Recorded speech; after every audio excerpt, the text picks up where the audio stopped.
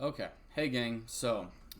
Here with your explainer for your first kind of classroom assignment, just in case, again, you need a reminder of kind of how to do this and what we're looking to accomplish here. As the little course schedule that I provided you guys says, it says watch the video, How to Survive Studying in College. Congrats, that's this one. And then to print and bring a mocked up study schedule to class.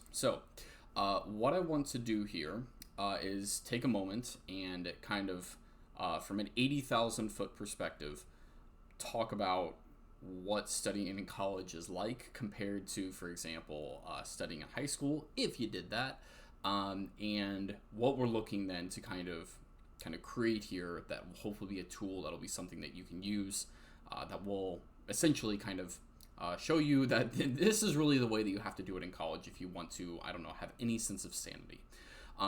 First things first, you will need to open up this document that is on Brightspace. I will provide a link to it below. Also, just because I'm going to be putting this on YouTube, I will also be putting a link to this, just on, to this document on the YouTube channel as well in the comments. If you'd like to use this for your own college class and you're like, oh my God, how do I study? I'm a freshman. What am I doing with myself? That's what this video is here to do. So welcome, welcome to the insanity. So with that being said, I want to kind of lay out for you, kind of again from a large perspective, what are we trying to accomplish here in college about like how we set up, our studying time and those kind of things. I'm not just to put this out here. Yes, I'm going to give you the link to this entire document at first. We are only going to be doing step one here of this, just because although the rest of the document is pretty straightforward, this first step does take a little bit of time. All right. So studying in high school versus studying in college, what's the big difference? So studying in high school, for me, and again, my experience of being a high school teacher and now having spent way too many years in college and trying to kind of help students figure out the difference between the two, is that studying in high school is a much more kind of ad hoc kind of experience. If a teacher like all of a sudden gives you something and you're like, oh crap, I got to study for that. I know I have that coming kind of up next week. That's kind of what that feels like. You're basically like, if an assignment is like a tennis ball, it's getting kind of hit all over the place, like a ping pong ball. It's getting hit all over the place. You kind of chase after whatever you need to, and then eventually maybe that stops or, whatever is happening, right? In college, a little bit different. And the reason is because now you're just not taking survey courses that, although in something like this one you are, right? You're also now taking courses that are probably in some way, shape, or form correspond to the career that you want to have. And so in that case, because, again, the whole entire college experience is towards, gearing you up to be a better, more rounded human that eventually will get you a job doing something that you enjoy, the studying experience then also changes. So that all being said, so what the heck do we do about it? So the first thing that I just want to specify here is that I am trying to lay out something for you that this is, again, not just a tool that you can use for your history class that you have here with me, that we'll be doing together over this semester, but this is for any other class that you will ever encounter in college. If you stay, do an undergrad, or you do an associate's degree, or you go on and then do grad school or a doctorate, this is stuff that applies universally. Okay. So first thing, cramming. Okay. Let's just talk about this and what we're trying to generally avoid here. And that is that cramming. If you are cramming for a test, yes, there's going to be times where you know that something's coming up and you need to study a little bit harder for it. That's not what I'm talking about. When I'm talking about cramming, I'm talking about you have done absolutely nothing regarding any of the prep for a course that you need to do, and then all of a sudden you decide to, expletive, I need to catch up with this, oh crap, off you go, right? Have to be careful because of the YouTube censors. Once cramming happens, you need to understand that basically two things are occurring there. One is your brain is super stressed, and then two is that this knowledge is going to be super temporary if you do happen to retain anything at all. Okay, and And we'll talk about why that is and why this doesn't work more later when we get down to meaningful learning. Okay. And the example that I really give here and then what this is like is that cramming, it's basically this academic vomit, right? You're cramming as much down as you can, hoping to regurgitate something back up, basically like a bird. Birds are not humans. That's not how we learn and how we process, right? We take time to digest, to continue on the digestion metaphor of what we're learning, right? As I said there, and it says in the text here, nobody crammed how to learn a bike. That's not how learning should work, okay? So what we're going to try to do here is we're going to try to kind of create the proper way that you should be studying then in college and how you should be kind of working. And really what we're kind of trying to do is we're trying to turn this experience from a reactionary kind of chasing one to one that is more proactive, and you're really thinking about then how do I approach this from a strategic standpoint so that I don't lose my mind and I can still have a social life and I can, again, still enjoy college at the same time that I'm, studying, right? First things first, you need to get an open Word doc of some kind. So I just give you the hint here. Just type docs.new into a browser tab. If you're using Chrome, it'll give you a blank Word doc. You'll need that. Or I guess you could do this on paper if you really wanted to, but it's a little bit more of a pain in the neck. Okay. So down below here, okay, you are going to see what we are going to be making. Okay, and that's what this thing is right here. Okay, it gives you some kind of like general kind of boxy kind of table looking like setup. You can literally just highlight over this and then just go and paste it into that new Word doc. By the time that you see it, it will be cleaned out a little bit, but this is kind of what we're going to be ending up with here by the end of this. Okay. How does this thing work? So I'm going to go ahead and I'm going to eliminate all of the boxes that I have on here so that you can actually see me walk through the steps. Okay. And this is exactly what you're going to do for your assignment that you're going to turn in. Okay. And we are, very first thing, okay, just going to list the classes that you have this semester. So class number 1, class number 2, whatever it is, right? And again, it doesn't matter the number of credit hours here. You're just putting whatever the course is, okay? So I just listed some sample ones here, like U.S. history, pre-cal, Spanish, physics, band, astronomy. Does UND have astronomy? I don't know. Sure, why not? We have that big telescope thing on top of, the science hall, right? That'll count. English, okay, whatever it is, right? Then over here, you have a Monday through Sunday schedule, okay? Ours Thursday, I gotta just go with it, okay? And then we have 8 a.m. to 9 p.m., all right? So the first thing that you have to do here is you have to go ahead and you have to block out the times that you cannot study, okay? And you're gonna be using this paint tool that is right up here. It says background color, but for our purposes, it's the paint tool. So for example, let's say that I have 8 a.m. class Monday, Wednesday, Friday. Okay, I'm going to go ahead over here and I'm just going to block my 8 a.m. off because there's no way that I can be studying while I'm taking another course in person. That just can't happen, right?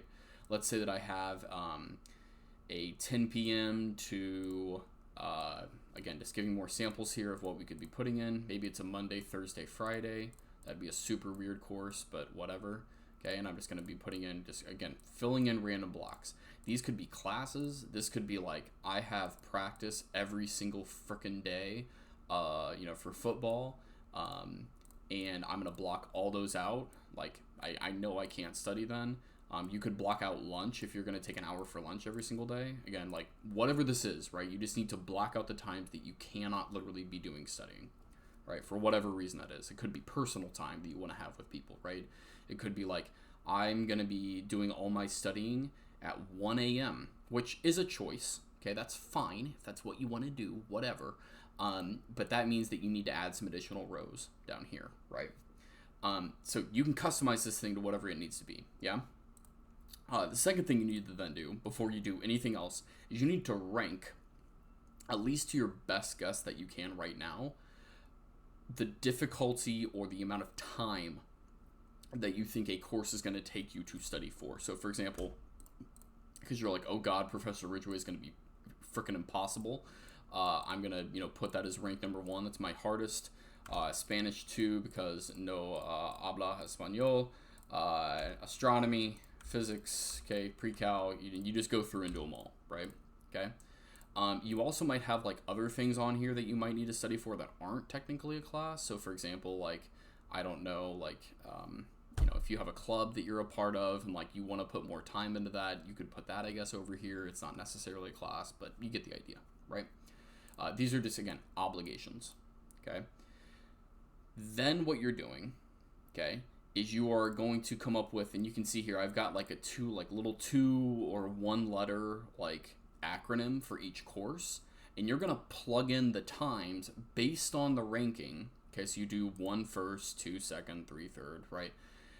Based on how much time you think that you're going to need to study for those particular classes. So, for example, if you know U.S. history is going to be really difficult, okay, you're going to put it in like, okay, I know I need to study like 1 hour every single day. Like, it doesn't, again, it could be something other than U.S. history for you, right? It could be English, it could be band, it could be, science, it could be whatever it is, right? And you'll notice like what we're going to do here as we begin to fill stuff in. Again, I'm just going to kind of put some random, letters and, around here to kind of fill in spaces, is that what we end up with is we kind of come up with this like study schedule of like, okay, I know that at 2 p.m. on Tuesday, where you can find me is in Krannert Library, because I need to get away from my dorm room. I get super distracted there.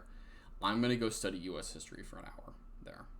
Now, you're like, why would I do that? Why would I be going to this place? Or it could be in your room, right? Whatever study space works for you. We'll talk more about spaces later. The point here is that you are sitting down and you are making a schedule for yourself, okay? And you are kind of like keeping yourself accountable for the time that you spend. And you're doing it proactively rather than reactively. Why does this matter? Well, I will tell you, again, from having been an RA at UND, being involved in sports and intramurals and just God knows way too much stuff, okay, that your schedule, if you don't have time that you have set aside to do things, it will get filled with other things, okay? Just trust me on it, okay? Again, if you're a freshman, you'll experience this. If a sophomore, you have experienced it, you can probably say, yes, this is true. Okay, it just happens. Trust me, there's always some new event going on, like on campus. You're like, oh, I could go and do that right now, right? And all of a sudden, time is a black hole and it just disappears. The entire point of this is that you are setting aside time that is sacred to you, and who knows what that time could be for like studying U.S. history for that hour. The point is, though, is that you're spending quality time with the material, interacting with it in a way that is meaningful. Could there be a test next week? Yeah, sure, maybe. Who knows, right? But I will tell you, there will be professors that you will have in various programs that they just won't tell you when a quiz or a test is coming up. And if you haven't spent the time proactively reviewing on your own and like taking the time to really like sit down and let your mind marinate in the material, it will just completely blindside you and not be a very fun experience. You really do have to like set aside time for yourself that you can just spend and interact with the material in a really, really meaningful way. Okay, and again, I know this can sound like way extra compared to what you did in high school. Again, I know it may seem like a lot, but it really, really does work. And the crazy thing about this is that you actually feel, by going through this experience, even if you don't stay 100% true to it, right? Maybe you have to come back and like in a couple weeks you're like, okay, I don't need that much time on pre-cal.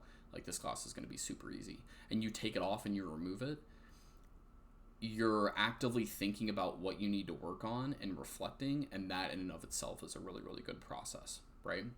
So your assignment for this particular chart is to make this like to the best of your ability right now, again, based on your first week of class, right, that you will have had these, your courses, is to print it off and bring it into class for next Wednesday, okay?